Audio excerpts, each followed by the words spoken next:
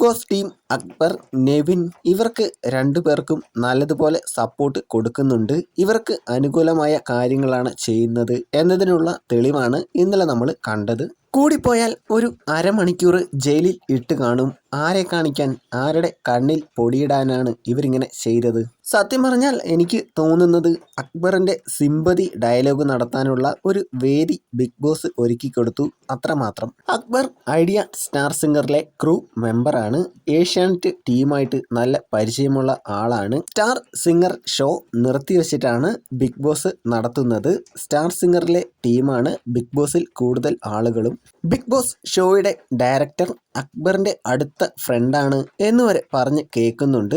അതുകൊണ്ട് മാത്രമാണ് അക്ബർ ഇതുവരെ എവിക്റ്റായി പോവാത്തതും അക്ബറിൻ്റെ കൂടെയുള്ളവരെ മാത്രം പറഞ്ഞ് വിടുന്നതെന്നും ചിലർ പറയുന്നുണ്ട്. ഇന്നലത്തെ എപ്പിസോഡ് കണ്ടപ്പോൾ അത് മനസ്സിലായി. ഉല്ലാസയാത്ര ടാസ്കിനിടയിൽ അക്ബർ അനുവിനെ ഒരുപാട് തവണ എടി എന്ന് വിളിക്കുന്നുണ്ട്. കിച്ചണിൽ നടന്ന പ്രശ്നങ്ങൾക്കിടയിൽ അക്ബർ അനുവിൻ്റെ ഉപ്പായെയും വിളിക്കുന്നുണ്ട്. അത് ആദില ഇന്നലെ മോഹൻലാലിനോട് പറഞ്ഞു. അത് കേട്ട് ഒരു ചെറിൽ വിരൽ പോലും അനക്കിയില്ല.